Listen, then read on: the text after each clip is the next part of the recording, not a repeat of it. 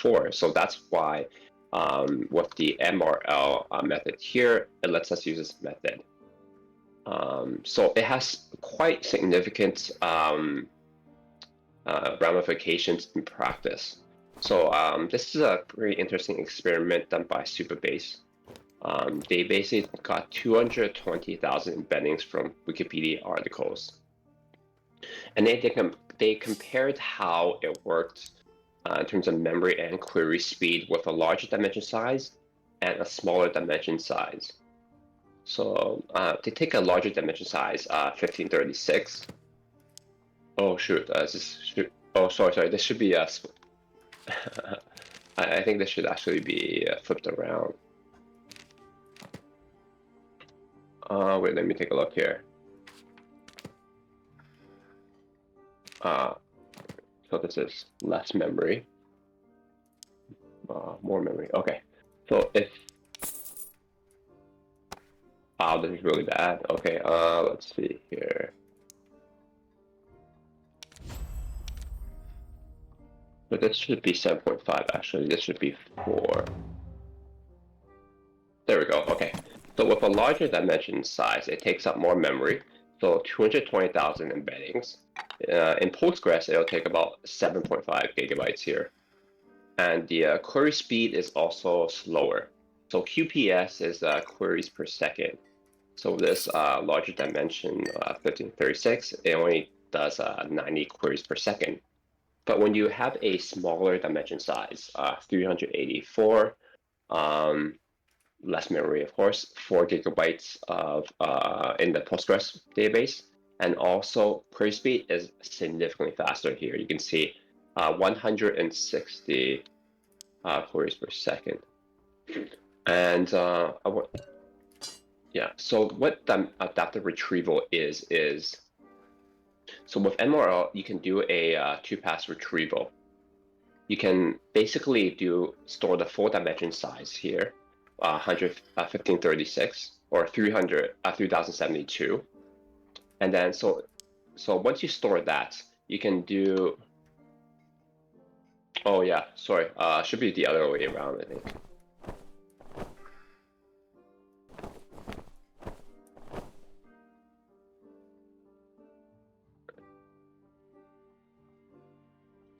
Yeah. I think Matt is right. It should be flipped around.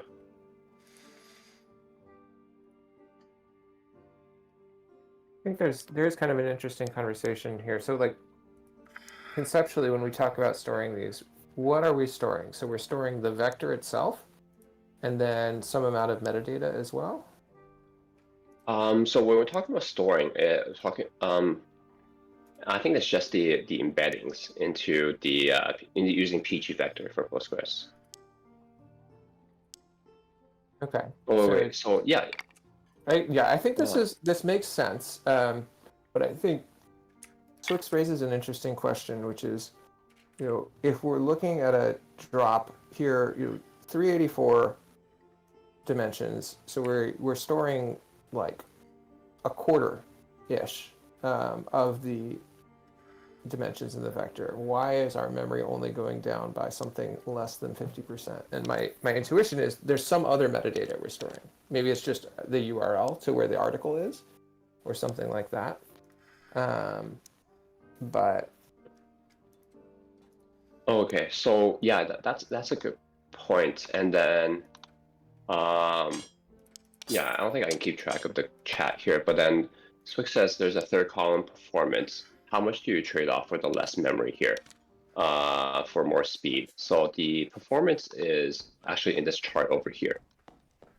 So if we're looking at adaptive retrieval, okay, so here, accuracy, the more is better, right? So with the full 3,072 dimensions, 100% accuracy, and let's say you've shown it to 256 dimensions in a single pass. Okay, so that's 59% accuracy. If we look at 1,536 dimensions, 89% accuracy.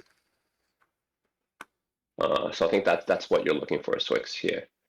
The accuracy trade-off versus that dimension size. So from this, it looks like a reasonable dimension size to use is maybe 1536. It gets you pretty much 90% accuracy compared to the full 3072 here. And yeah, like K-Ball was saying, like it's not quite linear. I don't really know why.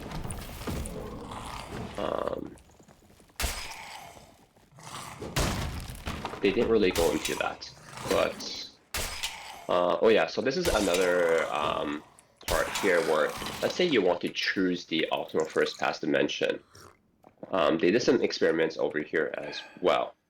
So if you only look at lower dimension sizes, from like 768 all the way down to 256, you can see that where is it here? Okay, so so this is QPS, this is accuracy here. You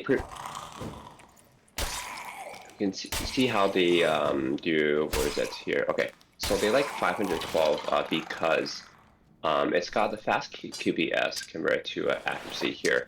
But this chart is really more about what you value more or less.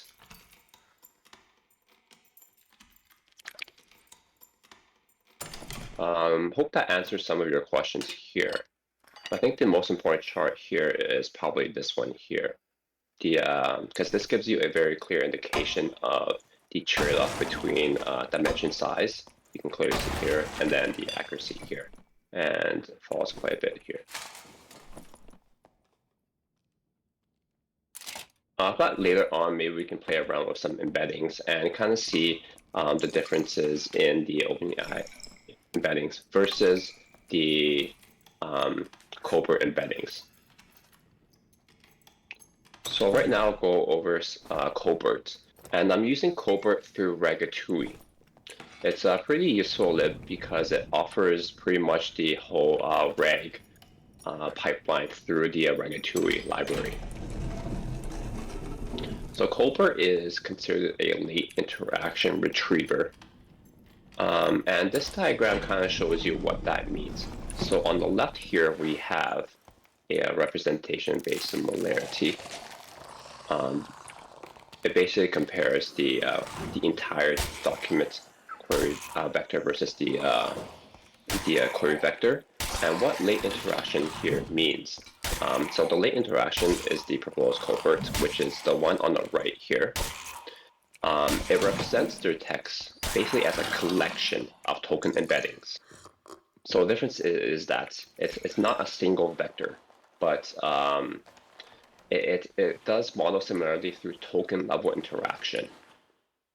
So that's the difference between Cobert and things like a dense retriever, where you just get one single vector. That is the representation here. And this example here makes a bit more obvious that what Cobert is a semantic keyword matcher. So for example, you have who was the lead singer of Led Zeppelin, and then if you take a look at singer, this word, which one it kind of matches more strongly to its vocalist here. Oh yeah, I can see that it's not too clear, but then if you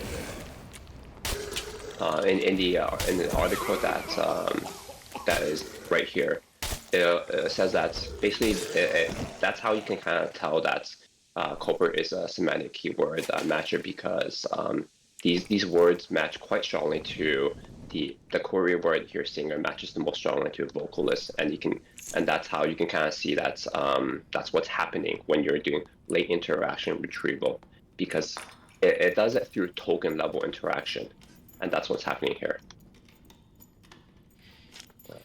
And in the Ragatui lib, they also have an interesting chart where they go over the pros and cons between different types of retrievers and embedding models.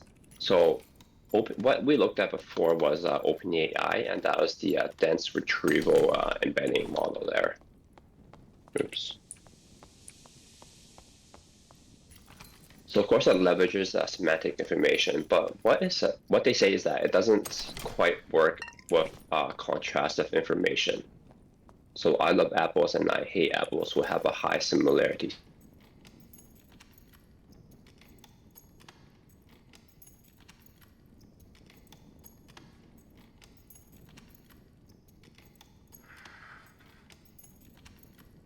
The keyword matcher. And what it does well is it understands contrast of information a bit better than dense embeddings because it's a collection of token embeddings, and it does it looks through similarity through token level interaction there. Right. So that's a bit of there's also the MTEB leaderboard. So this is the massive text embedding benchmark leaderboard. This screenshot was taken actually just an hour ago, so it's the most recent one here. It basically tells you across these different parameters, ranking attributes like model size, memory usage, dimensions. Here classification average, clustering average, and a re-ranking average, which ones rank the highest. So right now we have, I believe, SFR embedding Mistral. Where is it?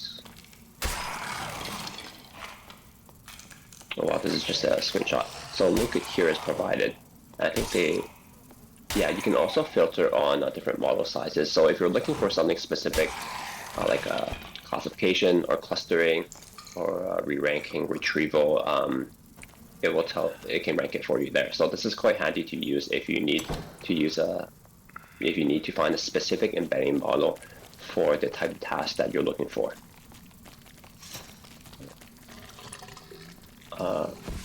So this is a bit shorter than usual. Yeah. Have you looked at, so in one of your early examples, you were sort of doing multi-pass embedding using the same models more or less, but with different amounts of vectorization. Have you looked into doing something similar using different types of embedding models? Which example are you referring to?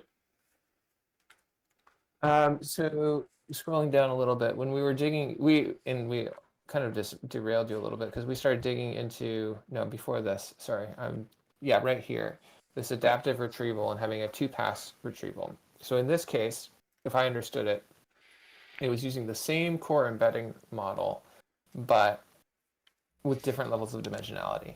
And we would do this like first pass, not going to be perfectly correct, but drags us down to a small set that we can then re-rank using the more intense model. And as you started now talking about like this Hugging Face site with all sorts of different embedding models, it made me wonder if it looks something like this, where you're doing multiple passes, or if it's more task specific rather than like multiple phases in a single task. Oh, that's a good question. I don't know the answer, actually. Yeah, I'm not too familiar with how they've actually tested the if it's single pass or multi pass for these models. That's what you're asking, right? Well, I'm kind of asking about the ways that we might utilize these different embedding models. Like one case, we might just say, okay, we're going to pick one and go with it, and that's like moderately interesting, right? We can do that based on our use case, and just kind of, if we have some evals, we can test against that. But I started wondering about like, okay, can we use these different trade-offs of classification quality versus storage space versus speed, and use them in some sort of multi-pass way? But it sounds like that wasn't part of what you dug into, so no need to get distracted on it. Yeah, that's an interesting. If some models are better for a certain pass than the others.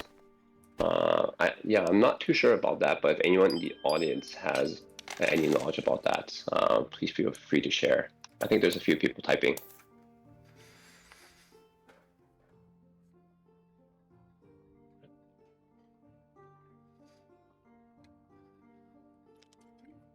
or the re-ranking pass.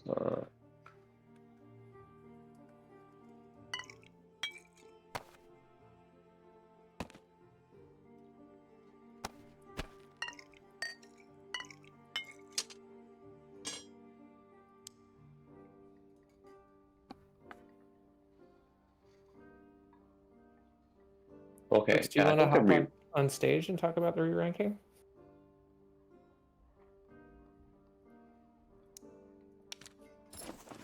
Yeah, hey, I'm actually moving house, so I'm just kind of listening in. Oh, okay. No worries then. But No pressure. I did invite Niston to come chat. Yeah, I don't have like a strong opinion here. You know, I think retrieval is like, is it in the data set? Re-ranking is it in the right order? And then if you want to do different passes or early or late, they're all different variations, and nothing like super clear in my mind. Got it. Okay. I mean, I think what's interesting about this is it feels like embedding is a dimension that, at least in the application I've been building so far, we're mostly just taking it for granted, right? We're not thinking deeply about the trade-offs in that. And so now this conversation has me wondering around like, okay, what could you do that if you start to play around with all of your different embedding variations and what what you can do on by incorporating different models. Yeah, that's a good point. Yeah, So, I'll maybe map out like a couple, right? Like uh you know, like I like dogs versus I like cats. Should those be embedded closely to each other because they're both animals that I like, or should they be embedded away from each other because they're different things? So that's a very simple example. All right, people are very pro dogs in the chat. But like if you're embedding entire sentences and they're like minorly different, but some of the minor differences like wildly change the actual meaning of it based on the context that you're trying to apply. So imagine like if like there's like a legal document that you embed and you retrieve something that like one word changes the whole context of the whole thing, and your embedding model was not trained to pick up on that.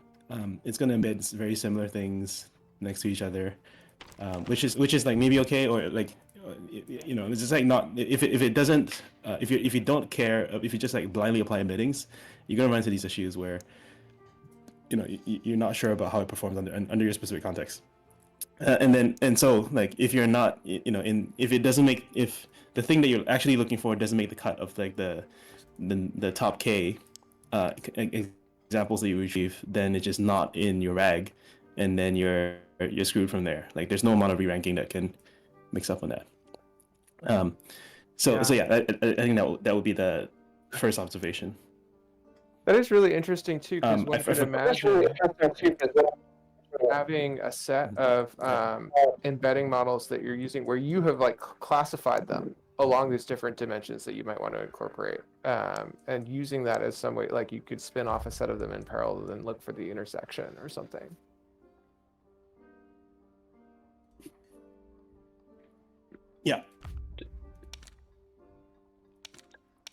yeah, the speed benefits also are interesting, because if you really care about latency in your application, and if doing the two-pass retrieval does help you improve the speed, then you can also do another layer of re-ranking using a re-ranking model,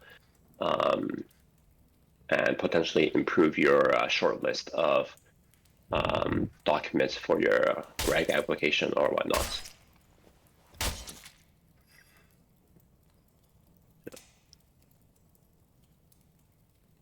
Right. Niston so you can't speak on your phone, but you had a question there. Is quantization okay with embedding models?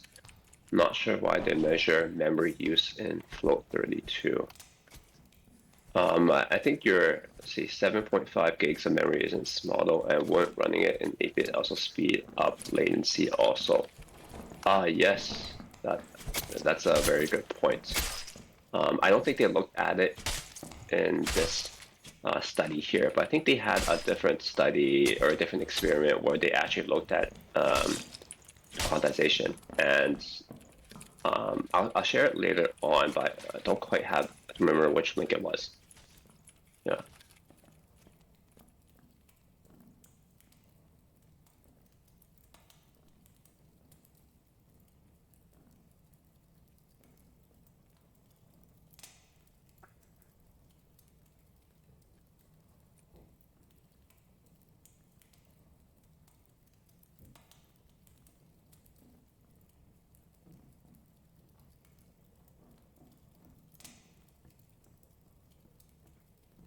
I'll try to find the one where they actually looked at that. Give me a second here.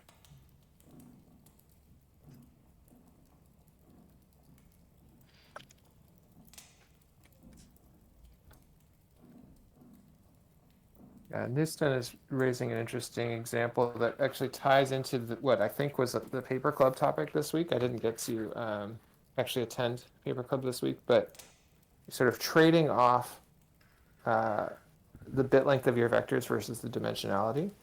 And they were showing that you could, the paper was taking it to the extreme. It had a 1.58 bit, I think it was, so like -1, 0, 1 as your only possible values. And then just like massively increasing the dimensionality. And they saw some interesting outcomes there. If the folks who were actually at Paper Club, I'd love to kind of hear a little bit more about how that, yeah, maybe there's a similar thing we could do with embedding models. Maybe us thinking about all of these things as floating point is really wrong, and we should move everything into, pure, very, very pure bit twiddling, and just lots and lots and lots of dimensions. So I think this article here kind of delves into, well, I said 12. I read too much Twitter. It kind of goes into scalar and binary quantization for vector search and storage.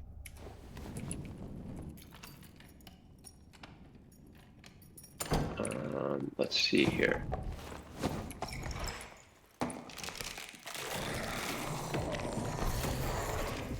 Actually, I'll just share this in here.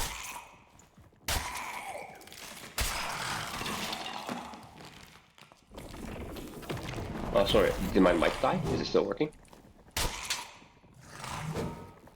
You're good. Okay, that's weird. Okay. So let's see what he's doing here. Let's see how scalar quantization impacts vector search in PG vector. So you see the impact on index build times. Let's see here.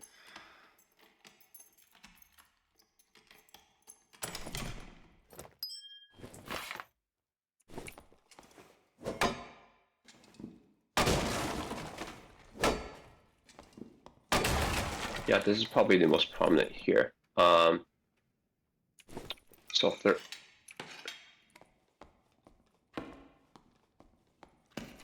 So using half-vec to index a vector has both space savings and index build times for vectors of larger dimensions.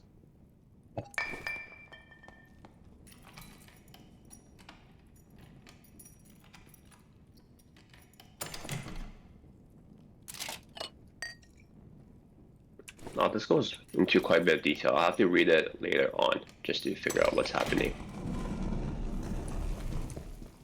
Okay, so he has a conclusion here. Let's see here, some takeaways.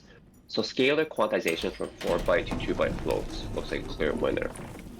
But Niston is saying that you wouldn't want to go under 4. Binary quantization works better for datasets that produce larger vectors that can be distinguished by their bits. Interesting. Effective quantization allows you to reduce your memory storage footprint. Yes.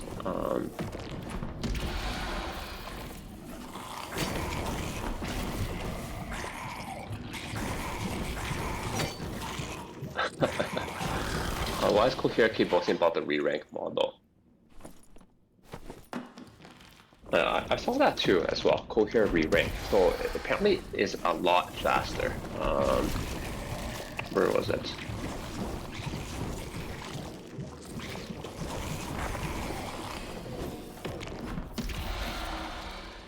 this one. So you're talking about re-rank 3, right?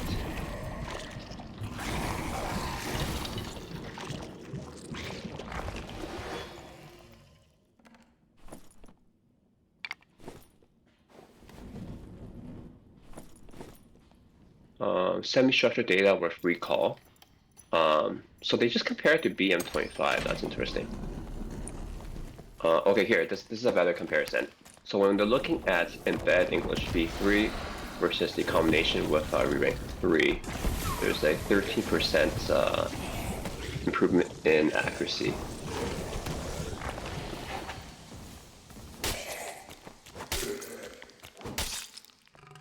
Source is saying that they want to dig in the exact benchmark, but didn't link a paper. Interesting. I'm going to step back. Are there any other uses for embedding models other than this sort of RAG style architecture? Are there other places that people are using these things beyond? I mean, obviously we have to embed them to get them into the LLM to begin with, but yeah, what are there other things that we could or should be using these for?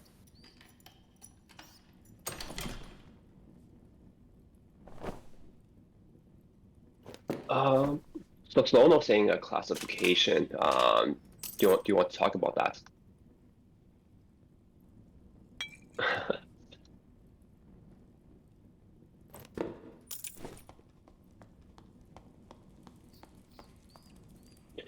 Well, it could be useful in, I guess, maybe more traditional ML. For example, like a random forest, where you use you need different features, so you can use the embeddings as a feature for one of these, or maybe for like unsupervised machine learning where you're doing clustering, and you just want to do a simple cluster and group up your data into, like, say 5 different groups or something like that. Got it. So that's interesting to sort of flesh out on that. Basically, using the embedding model to move you into a space where you might apply some other more traditional, hate to call it traditional for it, but like traditional form of machine learning to do like classification or clustering or something like that. Yeah, I've actually been thinking about that. So we do some clustering using k-means at work, and the features that we use are all manually calculated. But I think there could be a case where we can actually add these in maybe a very small embedding size, and then use that as another feature for that. I'm not sure how well that would work, but that could be an interesting use case. Yeah, that is actually really interesting. I'm thinking about that in the model. So I'm, trying to apply this stuff in a domain that is related to coaching and coaching, doing like career coaching and things like that. And one of the things we're going to be doing is, doing a bunch of different things with conversation transcripts, or doing things with, interactions you have with an AI chatbot of some sort, or things like that. And being able to classify those, or using them as a data point when classifying individuals is actually really interesting. We got Manuel up. Manuel, how's it going? You want to jump into this? Yeah, at some point, what you're describing like kind of converges to RAG, right? It's like information retrieval.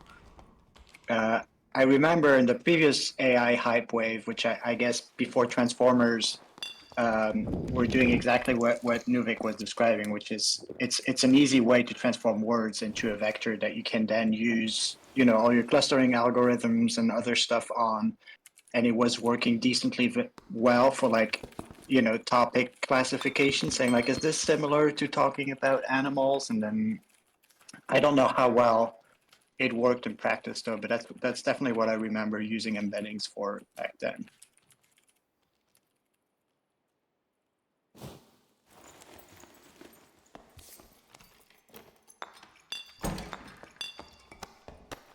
Yeah, RG45 has a lot of interesting ones as well. I guess a really interesting one is semantic bias in models. And then it's also kind of similar to what Slono just mentioned as well.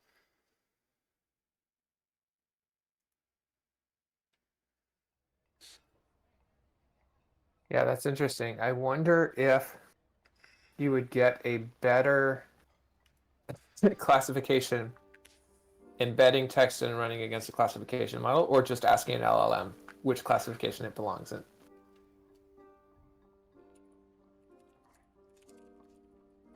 Yeah, that's a good point. I feel like you might actually get better results with the with just asking it in text. But then what it doesn't scale as well, and it's not as performant. So that's the benefit here. Yeah, and you can't do math on it, right? Like that's the really nice thing about embeddings. Yeah, no, I think that's true. It would be more for categorization than clustering, right? So if you have a set of categories, you could say like, you know, do a structured output of which category this belongs in. But if you're trying to uncover structure using clustering, having the vector representation that's continuous and being able to do math on it is really valuable.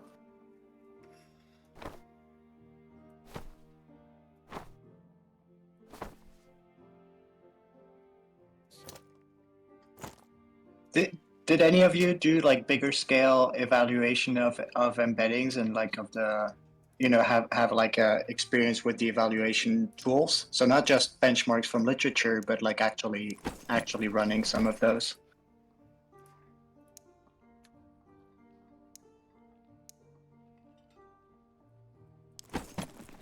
Oh, sorry, Amazon package. Be right back.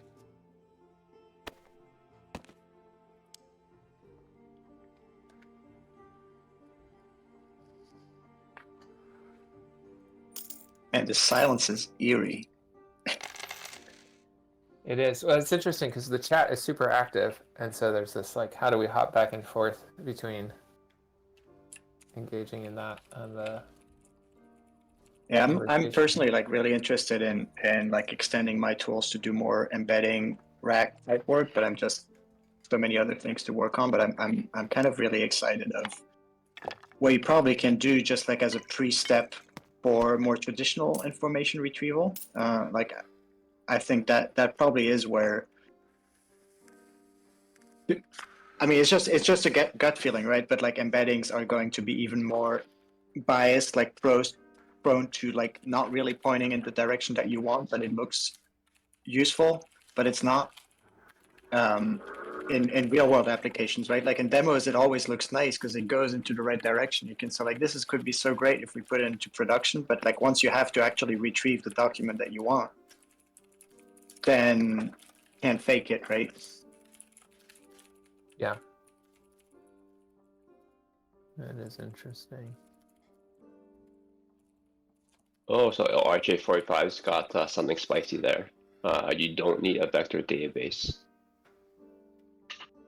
Why is that? Let's see here. I mean, Postgres. Do you call Postgres a vector database? Because I really think Postgres is all you need for most of this stuff. PG vector, yes.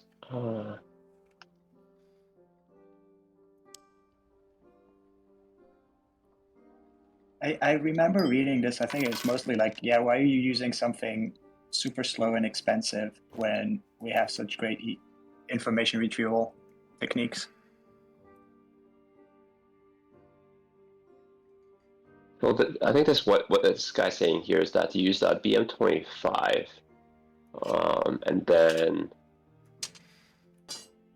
and then you use you rank BM25 with vectors. So I guess that's kind of like the op. Yeah. Okay. What's RJ45 saying? Yeah. So it's kind of like the op. You're using the expensive operation, which is vector search, as a second stage pass, and you're doing the first pass with a cheaper operation there. And what does this say? Basically, only re-rank with your embeddings. Yeah.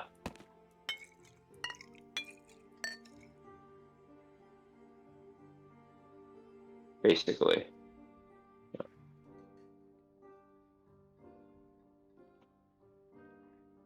This feels like a particular example of a lot of stuff related to our current AI boom of these things can do everything, so we're going to throw everything at them, and then kind of gradually carving out, okay, one, what do they do well versus poorly, but then also what do they do uniquely well versus this is re-implementing something that we have a cheaper way to do, because they're also really expensive and really slow. Right. Go ahead. One thing I was thinking about, right, like when you do RAG, and especially the augmentation step is super expensive, right? Like generating a custom answer to a document. But with embeddings, might be possible to use that as a cache of sorts, right? Like you do the embedding on the question, and then you retrieve things that are probably similar that have been asked in the past, and like maybe add them to the context, like as a way of doing like fuzzy caching on these really expensive results. Because the traditional IR step is going to be super fast and cheap, hopefully. But it's this like caching of the expensive part later on and reusing the information gained there could be something that I could see as being a useful idea to play with. Yeah, I think Swix makes a good point about the scale as well. Yeah, when you're maybe 1 million is just an arbitrary number, but if you're less than a certain number where the latency doesn't matter, then you can use whatever. And then a big part depends on the UX, right? Like the affordance. If you're able to say like, oh, these are recommended answers, these are recommended documents versus these are the answer, that gives you a lot of leeway, right? When you do chatbots, which can suggest different things out of that might fit your question. I think that's probably where embeddings do a good job compared to more traditional recommendation algorithms.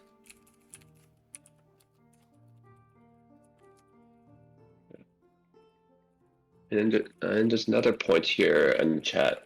So going from BN25 to Colbert, that's also interesting as well. Instead of using a dense vectors like OpenAI, where you just skip that and just use Colbert. There's Colbert V2, yes there is.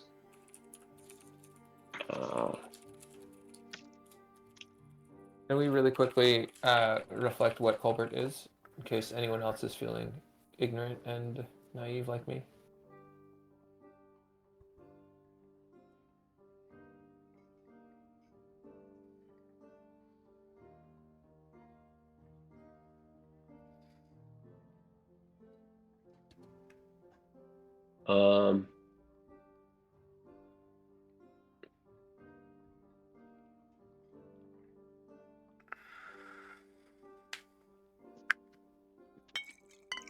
Oh shoot, my mic's dying, sorry. It looks like here, right? Okay, yeah, and it's a sparse matrix version, essentially. Yeah, let me pull back where I put that notebook.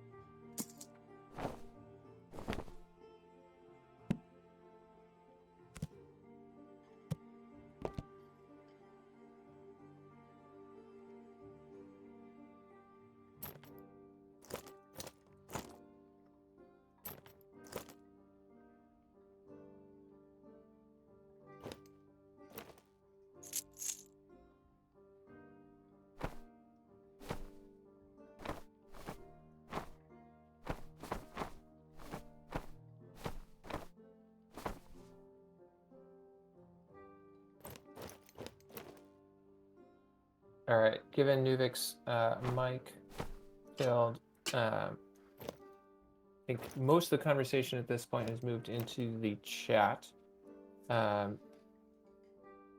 Anyone have other questions or topics that we might want to go into here?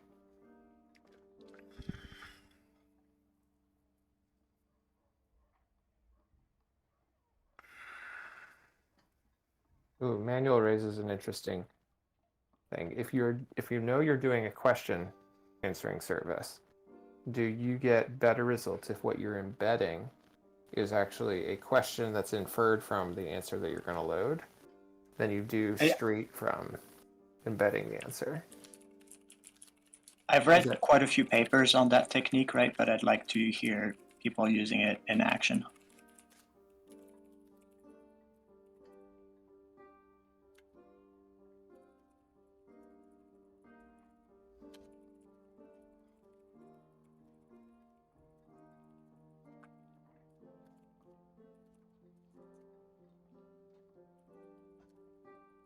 All right, I picked it up on another mic.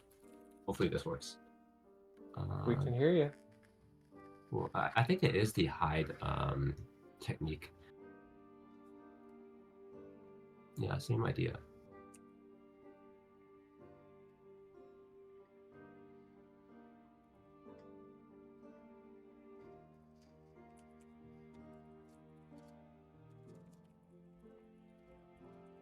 Like, I'm curious about results on that technique, right? Because you can expand it. Like, you don't need to do it all for questions, but you can like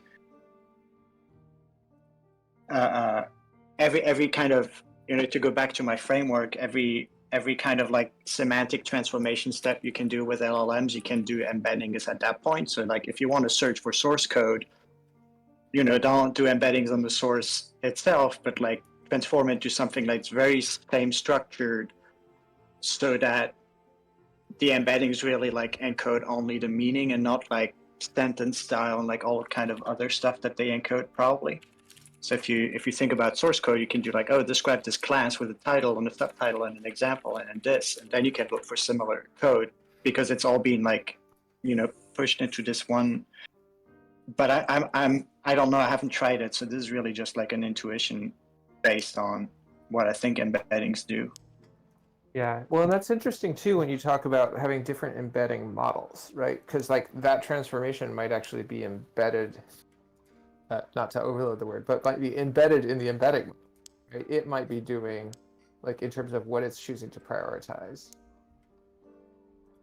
Because thinking about the problem with the I like dogs versus I like cats, one way you could do that is train your embedding model in a particular way. Another way you could do that is do a transformation that separates out emotion and subject or something like that, and then embed against that. And so you're kind of creating, by doing that transformation, you're sort of creating your structure of here's the things that I want to prioritize or the things that I want to be semantically close to one another in some ways. So it raises a question of like, I guess two questions. One, do you need differential embedding models at all, or can you just have differential transformations in front of your embedding? And two, like if you have different, if you are actually training an embedding model or you're working with different embedding models, like does that get you the same value you'd get of doing that sort of structured transformation? I wonder how many of these answers could be answered by how many of these questions could be answered by, you know, a weekend of just hacking, of just trying things out with this like specific goal in mind, because that's where one of my not a problem, it's just how it is with academia and all these papers is like I don't trust, or like I don't find their benchmark very useful, nor their approach of evaluation actually what kind of is necessary to build products. So it's hard to say like, is this actually useful or not? And then the only other source you kind of have is like people's hype LinkedIn blog posts, right? So it's hard to get some real world. Yeah, I think this would be a super interesting sort of experiment and one of these discussions, honestly. So someone here is excited by this, whether it's you, Manuel, or someone else, and it's like, yeah, I'm going to take a couple days and try, doing transformations in front of my embeddings and seeing what happens, and then bring it back, I think that would be excellent. Yeah, that's a good I really point. don't want to do Python. Yeah, I think I'm also really skeptical about this high method here, because what if you hallucinate and then you get a pretty incorrect answer, and then this incorrect answer will match to an incorrect document there. So it's too strongly dependent on the outcome of your LLM that's generating this hypothetical document. Yeah. But that's just you're assigning the embedding model trying to like infer the quality of the results per se as like are they truthful or not, which is a totally like if you search for a document you want to find the wrong one, right? If it matches.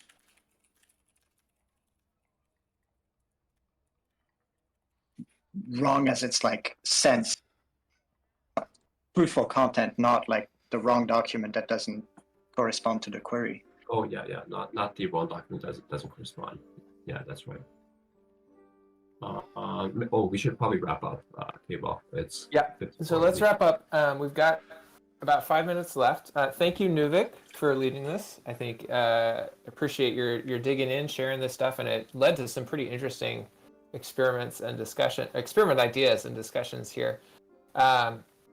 It sounds like Yikes has sort of volunteered to lead an investigation into exactly this question that we're talking about, though if I'm reading him correctly in the chat, he would love sort of volunteers, collaboration, other people who'd be excited to kind of hack on this thing together.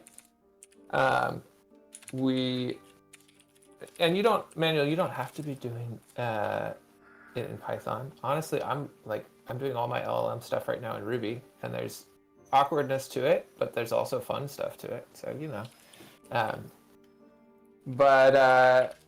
awesome. So we actually do have a volunteer speaker already for next week. I'll pull it up. AI in action. You give the sheets. So we have in here Alan. I don't know, is Alan here in the audience today? He is. Alan, who's in the audience today, is going to give us a talk on LLM evals, which I'm also very excited about. So thank you, Alan, for signing up in advance on that. Really excited to see that. And then it sounds like Yikes is going to, over the next couple weeks, with anybody here who's excited to join in, sort of dig into this question of, okay, how might we improve our RAG lookups, our vectorization, by doing transformations in front of embeddings, doing things around that. If that ends up, I'm going to put you down, Yikes, for 2 weeks from now. But if that ends up slipping out because you want to schedule something with people next weekend or the following weekend or whatever, like we can shift it. So I'll put tentatively whatever date that is, the 26th. But yeah, if anybody here has a topic that you're excited to go into, we're always looking for people to lead these conversations. You don't have to be super polished. I think most of our presenters so far have prepared slides or a Python notebook or something like that, but you really don't have to. You can also just lead people through a conversation. If you have a discussion you'd like to moderate, like, I just want to get a bunch of people talking about this, and you're able to seed it with stuff, that's fine too. So really don't hesitate. You could throw topics in the spreadsheet I shared. You can also ping me on Discord, or just throw an idea in the AI in Action Club channel and see if somebody else wants to pick it up and run with it. But that is it. Thanks, y'all. Appreciate it. And we'll see you next week when Alan is talking about evals.